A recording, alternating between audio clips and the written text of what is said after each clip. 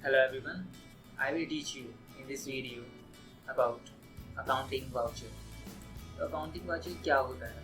सबसे पहले तो ये समझ लेते हैं। अकाउंटिंग वाउचर ट्रांजैक्शन हेड का फर्स्ट पॉइंट है अकाउंटिंग वाउचर। अकाउंटिंग वाउचर के अंदर हम सभी तरीके की एंट्रीज करते हैं, चाहे वो जनरल एंट्री हो, चाहे वो बैंक की रिसिप्ट या पेमेंट की एंट्री हो, चाहे वो कैश की पेमेंट या रिसिप्ट की एंट्री हो, चाहे वो सेल की एंट्री हो, परचेज की एंट्री हो, या कोई क्रेडिट डेबिट नोट चालान, जो भी तरीके की वाउचर्स होते हैं जिसके अंदर हम एंट्रीज करते हैं वो सभी अकाउंटिंग वाउचर के अंदर एंट्री की जाती है।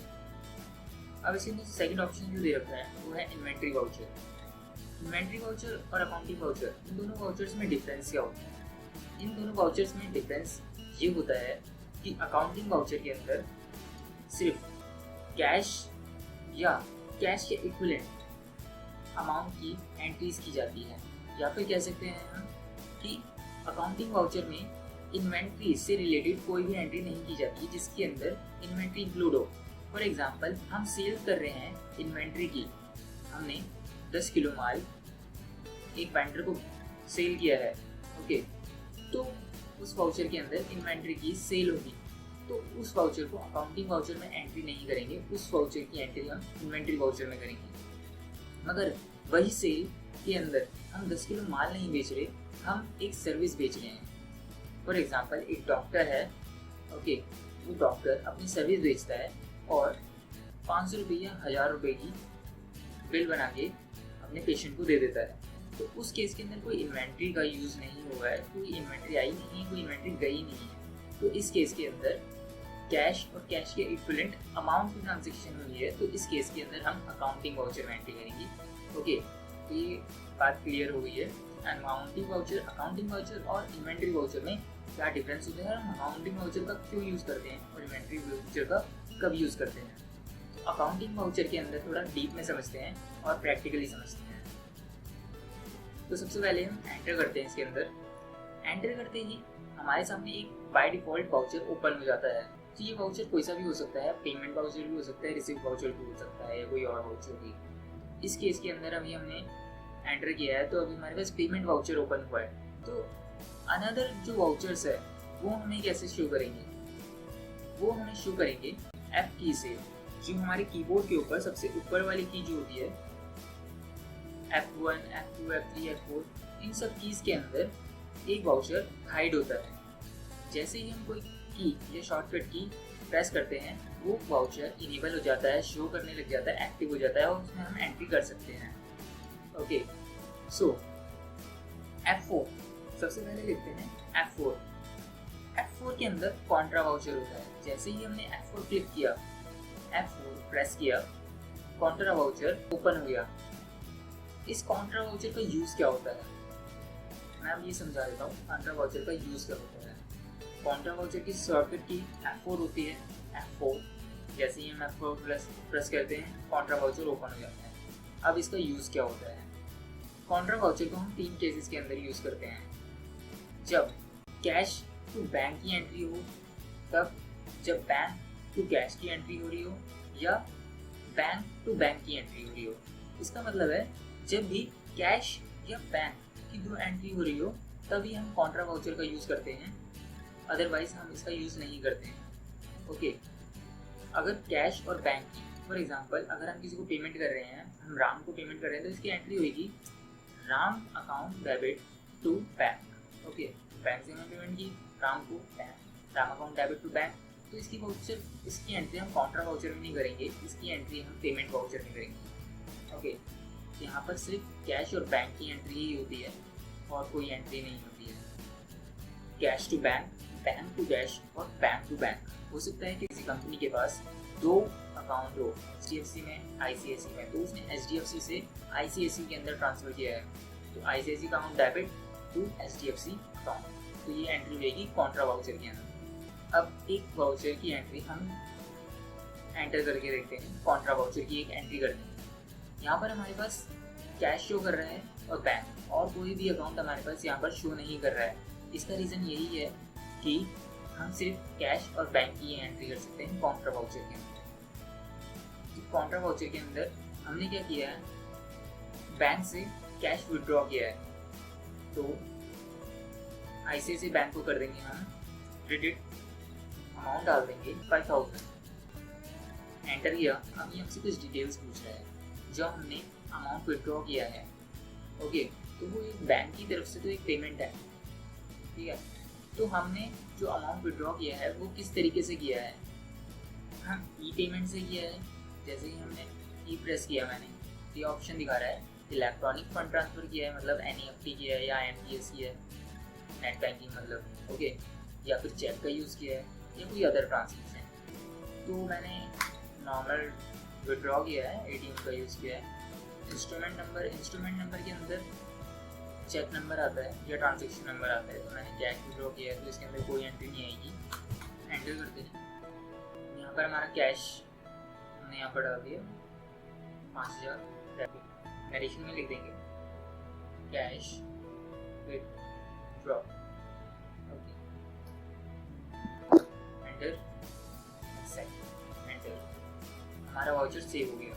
हम यहाँ पर कीबोर्ड पर पेज अप का बटन दबाने पर, क्लिक करने पर जो हमारा प्रीवियस वाउचर हमने जो सेव किया है उसको हम शो कर सकते हैं, उसको हम देख सकते हैं। ओके, तो हमारा वाउचर 15 तारीख में सेव हुआ है, 15 अप्रैल 2020 को। ICICI बैंक से 5000 क्रेडिट हुए हैं, निकले हैं, और कैश डेबिट हुआ है, मतलब कैश विड्रॉ हुआ है। यहाँ हमारा वाउचर बिल्कुल सेव हो गया है। अब नेक्स्ट वाउचर पे चलते हैं F5। F4 कॉन्ट्रा था, F5 पेमेंट का होता है। ओके, जैसे ही हमने F5 क्लिक किया हमारा पेमेंट का वाउचर एक्टिव हो गया। पेमेंट का वाउचर किसी भी तरीके की पेमेंट, चाहे वो बैंक से हो या कैश से, बैंक से या कैश से पेमेंट होती है, तभी हम पेमेंट वाउचर का यूज़ करते हैं। अब हमने पेमेंट की है यहाँ पर दिव्या एसोसिएट को, एंट्री करते हैं। एग्जाम्पल के लिए दिव्या एसोसिएट को पेमेंट करनी है हमें 3000 की, इसको ऑन अकाउंट ही रहने देते हैं 3000। क्रेडिट कर देंगे हम बैंक, एंटर करेंगे। चेक के थ्रू हमने दिया है, चेक सेलेक्ट कर लेते हैं। इंस्ट्रूमेंट नंबर पूछ रहा है, एग्जाम्पल के लिए देते हैं ये नंबर, ओके। इसकी हम डेट चेंज कर देते हैं, F2 प्रेस करेंगे और डेट डालने का ऑप्शन आ जाएगा हमारे पास। F2 दबाते ही हमारे पास वाउचर की डेट को चेंज करने का ऑप्शन आ जाता है। F2 प्रेस किया, हम यहाँ पर डेट डाल देते हैं 30 अप्रैल, एंटर, एंटर सेव कर देते हैं इसे। यहाँ पर डालते हैं और हमारी एंट्री एंटर कर दी, सेव हो गई। इसको भी हम चेक कर लेते हैं, ये हमारी बिल्कुल एंट्री सेव हो गई है। अब नेक्स्ट की तरफ चलते हैं, F6 जैसे ही हम प्रेस करते हैं तो हमारा रिसिप्ट वाउचर ओपन हो जाता है। F6 के अंदर रिसिप्ट वाउचर होता है। ये वाउचर किसी भी प्रकार की, चाहे वो बैंक के अंदर हो या हमारे कैश के अंदर हो, रिसिप्ट को एंट्री करने के लिए की जाती है। सिर्फ बैंक या कैश के थ्रू ही अगर हमें अमाउंट रिसीव हुआ है किसी से तो ही हम रिसिप्ट एंट्री का यूज़ करते हैं, अदरवाइज हम रिसिप्ट एंट्री का वाउचर का यूज़ नहीं करते हैं। हमें यहाँ पर रिसीव हुआ है, एग्जाम्पल के हम डाल देते हैं Gupta traders, okay. Gupta traders से हम रिसीव हुआ है बैंक के अंदर 60,000, एंटर करते हैं, इसको ऑन अकाउंट ही रहने देते हैं, एंटर। यहाँ पर डेबिट में डालेंगे बैंक ICICI का, सिलेक्ट किया 60,000, एंटर। चेक के थ्रू इंस्ट्रूमेंट नंबर डाल देते हैं, एंटर किया, एंटर। बैंक जो गुप्ता ट्रेडर है उसका बैंक डाल देते हैं, किस टाइप का उसका कौन सा बैंक है उसका HDFC बैंक है एग्जाम्पल के लिए, ओके। ये हमारा वाउचर बिल्कुल सेव हो गया है। अब नेक्स्ट वाउचर की तरफ चलते हैं, F7। जैसे ही हम F7 प्रेस करते हैं हमारा जनरल वाउचर एक्टिव हो जाता है। इसको मैं सिखाने से पहले मैं F8 और F9 के अंदर क्या होता है वो मैं बताता हूँ, फिर इसके बारे में समझेंगे। जैसे ही मैं F8 प्रेस करते हैं हमारे सेल का वाउचर एक्टिव हो जाता है। अब इसके अंदर सबसे पहले तो डेट डाल दो। डेट हम डालते हैं 2 मई की। एंटर किया। अब हमसे रेफरेंस नंबर पूछ रहा है। रेफरेंस नंबर होता क्या है, पहले तो ये समझ लेते हैं। रेफरेंस नंबर होता है एक चालान नंबर। जब भी हम किसी को सेल करते हैं उससे पहले जो बंदा परचेज कर रहा है, जो वेंडर हमसे परचेज कर रहा है, वो एक परचेज ऑर्डर मतलब एक चालान इशू करता है सेलर को।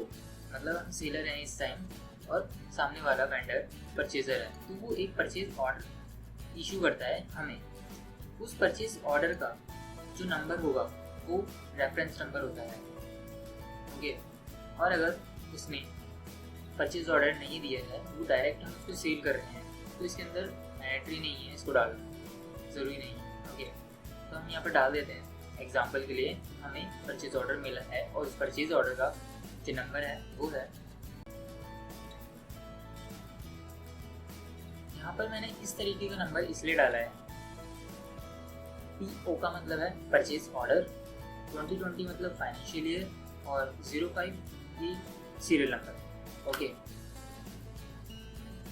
अब पार्टी नेम डालना है, हम किसको सेल कर रहे हैं। पार्टी नेम, उसके अंदर वो पार्टी डलती है जिसको हम सेल कर रहे हैं। ठीक है, तो हम सेल कर रहे हैं Gautam shop. Gautam shop enter करेंगे। अब यहाँ पर हमसे कुछ डिटेल्स पूछ रहा है। ये सारी डिटेल्स उस परचेज ऑर्डर के अंदर जो सारी डिटेल्स होती है, मतलब कि कहाँ पर हमें ऑर्डर की डिलीवरी करनी है, क्या डिस्पैच डेट है, कब डिलीवरी करनी है, ये सब इसके अंदर डेट्स पूछ रखी है। तो अगर हमें परचेज ऑर्डर मिलता है तो हम इसके अंदर डिटेल्स डाल सकते हैं। अभी हम इसे ब्लैंक छोड़ देते हैं। ओके, आगे बढ़ते हैं। एड्रेस डाल देते हैं। एड्रेस एग्जाम्पल के लिए डाल देते हैं दिल्ली, बस में इंडिया, दिल्ली। अगर उसका GST है, अगर वो GST के अंदर रजिस्टर्ड है तो यहाँ पर GST आ जाएगा उसका, एंटर करेंगे। अभी वो रजिस्टर्ड नहीं है तो हमने एंट्री नहीं की है। अभी हमसे पूछ रहे हैं सेल्स लेजर। सबसे पहले तो ये वाउचर देख लेते हैं। वाउचर अभी हमारे पास आइटम के अंदर ओपन हुआ है, नेम ऑफ आइटम। हम अकाउंटिंग वाउचर कर रहे हैं, इन्वेंट्री वाउचर नहीं कर रहे हैं। तो यहाँ पर आइटम या स्टॉक की एंट्री नहीं करेंगे, हम सिर्फ अकाउंटिंग की एंट्री करेंगे। तो यहाँ पर आइटम को चेंज करने के लिए यहाँ पर F8 प्रेस करते हैं तो ये सेल्स के अंदर आइटम वाउचर भी बता सकता है और अकाउंटिंग वाउचर भी बोल सकता है। तो हमें इसको चेंज करने के लिए कंट्रोल के साथ V प्रेस करेंगे। ओके, जैसे ही हम कंट्रोल के साथ V प्रेस करते हैं ये हमारा अकाउंटिंग वाउचर के अंदर कन्वर्ट हो जाता है।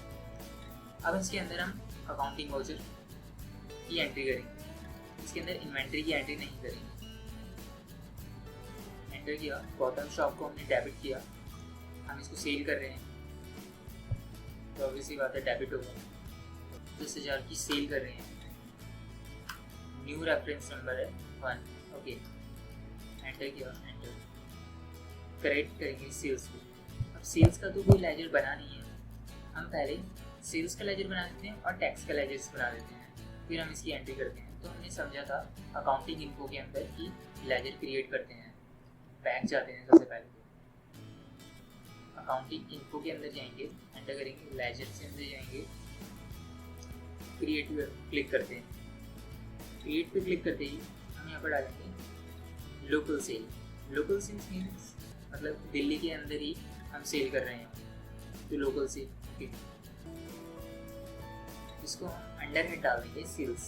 सेल्स में यहाँ पर ग्रुप के अंदर हमें दे रखा है ऑप्शन, तो हम सेल्स टाइप करेंगे तो हमारा ऑप्शन दे रखा है सेल्स। इन्वेंट्री इफेक्ट होती है सेल्स से, इसको नो कर देते हैं क्योंकि हम अकाउंटिंग वाउचर कर रहे हैं ना कि इन्वेंट्री वाउचर। और एप्लीकेबल कर देते हैं, GST एप्लीकेबल है, इसके ऊपर GST एप्लीकेबल यस कर देते हैं। यस करते हैं इसको, एंटर। HSN छोड़ देते हैं, या फॉर एग्जांपल के लिए 4 डिजिट डाल देते हैं, टैक्सी। अभी पूछ रहा है नेचर ऑफ ट्रांजैक्शन। ट्रांजैक्शन किस टाइप की नेचर की है, सेल्स है और टैक्सेबल है। यहाँ पर लिखेंगे सेल्स टैक्सेबल, सेल्स है और टैक्सेबल है, एंटर करेंगे। 18% का हम 18% टैक्सेबल रख देते हैं, तो यहाँ पर भी लिख देते हैं इसके नाम के अंदर, ताकि हमें पता चल जाए, अंदर जाके ना देखना पड़े लेजर के ऊपर, ही नाम से ही पता चल जाएगा कि 18% वाला सेल्स। एंटर किया, सर्विस ओके, अब यहाँ पर पूछ रहे हैं goods and service, service enter किया, ओपनिंग बैलेंस कुछ नहीं रहा, ओके, हमारा सेल्स का लेजर क्रिएट हो चुका है। अब हम परचेज का भी लेजर क्रिएट कर देते हैं। आउट ऑफ स्टेट परचेज, मतलब हमने दिल्ली से बाहर परचेज की है, किसी दिल्ली से बाहर की पर्सन से परचेज की है। यहाँ पर लिखेंगे परचेज, हमारा ऑप्शन दिखा रहा है परचेज अकाउंट का, एंटर किया, इन्वेंट्री इफेक्टेड नो कर देंगे इसको, नॉट एप्लीकेबल, जीएसटी यस कर देंगे इसको, यस, ये कुछ एग्जाम्पल के लिए डाल देते हैं। अब यहाँ पर ये दो हेड होते हैं, एक इंट्रा स्टेट होता है और एक इंटर स्टेट होता है। इंट्रा स्टेट, इंट्रा का स्टेट का मतलब है लोकल, पर इंटर का मतलब है आउट ऑफ स्टेट। ओके, तो यहाँ पर हमें परचेज आउट ऑफ स्टेट है, तो यहाँ पर हम इंटर स्टेट परचेज टैक्सेबल डालेंगे। इसके बारे में डीप में समझने के लिए वो जीएसटी की क्लास में समझेंगे कि कैसे जीएसटी कॉन्फ़िगरेशन हम टैली के अंदर करते हैं, कैसे हम सारे अकाउंट्स बनाते हैं, किस तरीके से प्रिपेयर करते हैं। 18% डाल देते हैं एग्जाम्पल के लिए, सेस नहीं डालेंगे, सर्विस ओके। अब हमने सेल्स और परचेज की दो लेजर्स क्रिएट कर दिए हैं। अब हम टैक्स का क्रिएट करते हैं, तो हम मल्टीपल में जाते हैं। टैक्स क्या होता है? टैक्स सीजीएसटी, एसजीएसटी और आईजीएसटी होता है। ओके, तो इसके अंदर हम मल्टीपल के अंदर 3 वाउचर एक बार में, 3 लेजर्स एक बार में क्रिएट कर लेते हैं। ओके, यहाँ पर अंडर हेड पूछ रहा है किस हेड के अंदर बनाना है, तो यहाँ पर टैक्स के अंदर बनाना है। हमें टैक्स टाइप किया और यहाँ हमें शो कर रहा है duty and taxes. Duty and taxes के अंदर बनाते हैं टैक्स की जो भी लेजर्स होते हैं। यहाँ पर बनाते हैं सबसे पहले सीजीएसटी, एंटर किया, ओपनिंग 0, एसजीएसटी ओपनिंग 0 और आईजीएसटी एंटर। ये हमारे टैक्स के 3 लेजर क्रिएट हो। आप स्किप करते हैं और अकाउंटिंग वाउचर के अंदर जाते हैं। यहाँ पर रेफरेंस नंबर डालते हैं PO/2020-21/20/01। गुप्ता हमने गौतम शॉप को सेल की थी, इंडिया का ही है, एंटर अंडरस्टूड है। उसको 5000 की 10,000 की सेल की है। न्यू रेफरेंस 1 नंबर है। हमारे इनवॉइस वाउचर का नंबर जो है, सेल वाउचर का नंबर जो है वो 1 नंबर है, जो कि टॉप पे शो कर रहा है, सेल्स नंबर। ओके, अब यहाँ पर हमें सेल्स का लेजर दिखा रहा है। यहाँ पर हमने डाल दिया लोकल सेल्स 18%। ओके, एंटर किया। अभी हमसे पूछ रहा है टैक्स क्लासिफिकेशन डिटेल। जब हम टैक्स की सेल्स की एंट्री डालते हैं तो हमसे ये टैक्स की डिटेल पूछता है। ओके, कि हमने ये जो सेल की है, अब टैली को तो नहीं पता हमने लोकल सेल की है या इंटर स्टेट सेल की है, लोकल सेल की है या आउट ऑफ स्टेट सेल की है। उस चीज़ को बताने के लिए हमसे पूछ रहा है कि हमने किस टाइप की सेल की है। हमने सेल की है और टैक्सेबल की है। सेल्स टैक्सेबल, हम यहाँ पर लोकल इसलिए नहीं रखेंगे क्योंकि लोकल लिखने की ज़रूरत नहीं होती। जैसे मैथमेटिक्स के अंदर जैसे प्लस का साइन नॉर्मल होता है, अगर एक 3 लिखा हुआ है तो इसका मतलब है वो प्लस के अंदर है। अगर वो नेगेटिव में होगा तो उसके सामने माइनस लिखा होगा, अदरवाइज उसके ऊपर नहीं लिखा होगा। वैसे ही लोकल मतलब अगर सेल्स टैक्सेबल लिखा हुआ है तो इसका मतलब है कि लोकल सेल्स टैक्सेबल है। अदरवाइज अगर इसके सामने इंटर स्टेट सेल है तो ही इंटर स्टेट सेल लिखा होगा। एंटर करेंगे। अब यहाँ पर हमें 10,000 अमाउंट दे रहा है। ओके, मगर सेल हमने 10,000 की ही की है, तो हम एक काम करते हैं, हम इसको 11,800 कर देते हैं। मैं इसका रीज़न बताता हूँ, मैंने इसको 11,800 क्यों किया है। हमारी जो एक्चुअल सेल है, वो एक्चुअल सेल जो है हमारी 10,000 की है। ओके, अब हमें इसको टैक्स भी लगाना है। ठीक है, टैक्स जो है हमने 18% लगाया था। 18% वाली सेल की कर रहे हैं तो इसके ऊपर 18% टैक्स लगेगा। तो 18% दिल्ली के अंदर अगर हम सेल कर रहे हैं तो CGST SGST लगता है, अगर दिल्ली से बाहर सेल करते हैं तो IGST लगता है, मतलब 18%। और अगर CGST SGST होगा तो 9% और 9%। CGST 10,000 का 9%, 900 SGST एंटर किया। नरेशन में लिखने की जरूरत नहीं है, एंटर करेंगे, हमारा वाउचर सेव हो गया। पेज अप का बटन दबाएंगे, हम देख सकते हैं हमारा वाउचर किस तरीके से सेव हुआ है। गौतम शॉप को हमने सेल की है 10,000 की, उसके ऊपर 900 रुपये CGST और 900 रुपये SGST टैक्स लगा है। टोटल इन्वॉइस का अमाउंट जो है, जो टोटल इन्वॉइस का अमाउंट है वो 11,800 रुपये दिखा है। ये हमारा सेल का वाउचर सेव हो गया। अब चलते हैं परचेज वाउचर की ओर। परचेज वाउचर F9 प्रेस करते हैं, F9 प्रेस करते ही हमारा परचेज वाउचर एक्टिव हो जाता है। अब इसके अंदर पूछ रखता है सप्लायर इनवॉइस नंबर।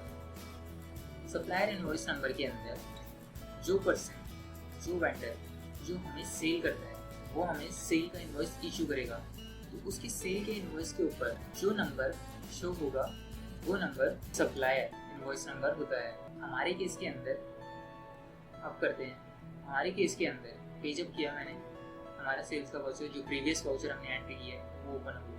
अब हमारे केस के अंदर सेल्स नंबर हमारा 1 है। ओके, तो ये नंबर जो परचेज, जो बायर है वो अपनी परचेज की एंट्री डालते हुए सप्लायर इनवॉइस नंबर के अंदर 1 नंबर डालेगा। ठीक है, वैसे ही F9 प्रेस करते हैं, हमारा परचेज का वाउचर ओपन हो गया।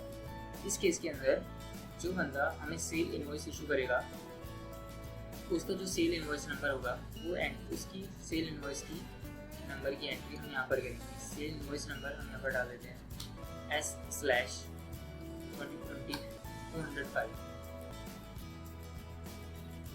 डेट डाल देते हैं, F2 प्रेस किया, डेट इसकी डाल देते हैं 15 मई 2020, एंटर किया। पार्टी मतलब हमने किससे परचेज किया है, हमने परचेज किया है दिव्या एसोसिएट से। एंटर करेंगे, एड्रेस नहीं डालते, हमने परचेज किया है। ये जो दिव्या है हरियाणा से है। ओके, हरियाणा से हमने परचेज किया है। ये हमें अभी आइटम वाउचर के अंदर शो कर रहे हैं। कंट्रोल V प्रेस करेंगे, कंट्रोल V से वाउचर अकाउंटिंग वाउचर के अंदर कन्वर्ट हो जाएगा परचेज वाउचर।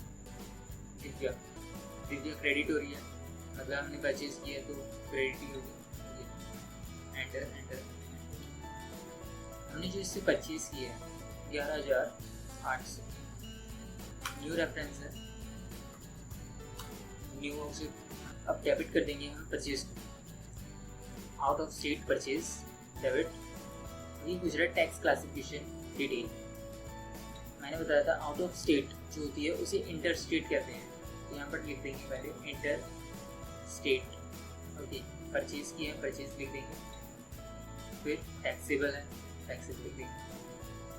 जिस हेड में हमें डालना है वो हेड हमारे सामने आ जाएगा। Inter state purchase taxable, enter किया। 10,000 की हमने परचेज की है। जो परचेज का अमाउंट है, चलो हमारी जो कॉस्ट है परचेज की वो 10,000 है। अब उसके ऊपर जो टैक्स हमने जो पे किया है, हम यहाँ पर इंटर स्टेट मतलब दिल्ली से बाहर से हमने परचेज किया, तो यहाँ पर CGST SGST का यूज़ नहीं होगा, यहाँ पर IGST का यूज़ होगा। ठीक है, क्योंकि जब भी आउट ऑफ स्टेट चाहे सेल हो या परचेज हो तो IGST का यूज़ होता है, और लोकल के अंदर डोमेस्टिक सेल या परचेज के अंदर CGST SGST का यूज़ होता है। तो यहाँ पर इस केस के अंदर IGST का यूज़ होगा, क्योंकि यहाँ पर इंटर स्टेट परचेज हुई है, मतलब आउट ऑफ स्टेट परचेज हुई है। IGST दोनों का टोटल होता है, CGST SGST का दोनों का टोटल होता है IGST। तो यहाँ पर 18% पूरा का पूरा आ जाएगा 1800। एंटर करेंगे, एंटर एक्सेप्ट, और सेव हो गया हमारा वाउचर। हम देख सकते हैं हमारा वाउचर किस तरीके से सेव हुआ है। Okay, great. अब हमारा जो लास्ट वाउचर है वो है जनरल वाउचर।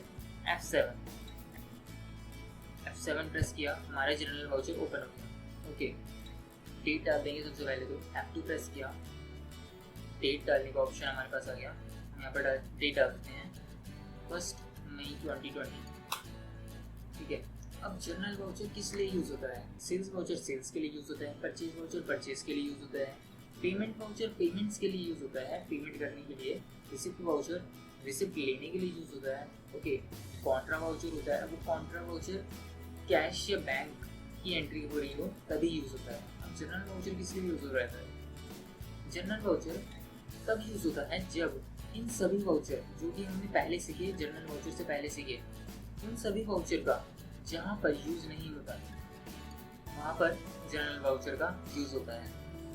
अगर कोई एंट्री ऐसी है जो रिसिप्ट नहीं है, पेमेंट नहीं है, सेल नहीं है और परचेज नहीं है, या कोई एंट्री कॉन्ट्रा नहीं है एंट्री, तो वो जनरल एंट्री के अंदर एंट्री होगी। फॉर एग्जाम्पल, हमारा बिजली का बिल आया है, ठीक है, हमने एक ऑफिस रेंट पे ले रखा है और उस ऑफिस का बिजली का बिल आया है, तो उस बिजली के बिल की हमें एंट्री करनी होगी। हमने उस बिजली के बिल को पेमेंट नहीं की है, बस हमारा एक एक्सपेंस क्रिएट हो गया। लास्ट में आता है महीने के लास्ट में, इस केस के अंदर हमारा नहीं पैसा गया है, ना ही पैसा आया है, ना ही हमने सेल की है, ना ही रिसिप्ट कोई की है, ठीक है। तो इस केस के अंदर सिर्फ हम इलेक्ट्रिसिटी एक्सपेंस 5000 एंटर। अब ये क्रेडिट हम उसको करेंगे जिसको हमें इलेक्ट्रिसिटी अमाउंट का पेमेंट करनी है। मतलब एक्सपेंस यहाँ पर डेबिट हो गया, एक्सपेंस यहाँ पर डेबिट हो गया, हमारा खर्चा हो गया। अब उस खर्चे को जिसको पे करना है वो हमारी लायबिलिटी क्रिएट करेगा, तो उसको क्रेडिट में डालने के लिए हमारा जो पर्सन है जिसमें हमें पेमेंट करनी है, हरिओम शॉप ले लेते हैं। हरिओम शॉप रेंट पे ले रखा है एक ऑफिस, ओके, उसे हमें 5000 पे करना है। तो यहाँ पर ना ही सेल हुई है, ना ही परचेज, ना ही रिसिप्ट, ना ही पेमेंट। यहाँ पर एक एक्सपेंस क्रिएट हुआ है, एक्सपेंस हुआ है हमारा, और लायबिलिटी क्रिएट हुई है। तो यहाँ पर जनरल वाउचर की एंट्री डलेगी। Rent payable for the month of April 2020 and हमारा जनरल वाउचर सेव हो गया है 5000 से। अब कुछ इसी का एग्जांपल बता देता हूँ। ये तो इसका एक एग्जांपल हो गया। हमें डेप्रिसिएशन की एंट्री भी डालनी होती है। डेप्रिसिएशन के अंदर भी यही केस होता है, ना कोई रिसिप्ट होती, ना ही कोई पेमेंट होती, ना सेल, ना परचेज। एग्जांपल के लिए, चाहे हम रेंट एक्सपेंस की एंट्री डाल रहे हो, ऑफिस एक्सपेंस की एंट्री डाल रहे हो, टी एक्सपेंस, डेप्रिसिएशन की एंट्री, ठीक है, सैलरी टेबल की एंट्री डाल रहे हो, उस केस के अंदर हम जनरल वाउचर का यूज़ होते हैं। या फिर कह सकते हैं राउंड ऑफ का, या शॉर्ट एंड एक्सेस, या बैड डेब्ट की एंट्री डाल रहे हैं, तो जनरल वाउचर का यूज़ होता है जहाँ पर हम सेल, परचेज, रिसिप्ट या पेमेंट नहीं कर रहे होते हैं। उस केस के अंदर जनरल वाउचर का यूज़ होता है। Thank you.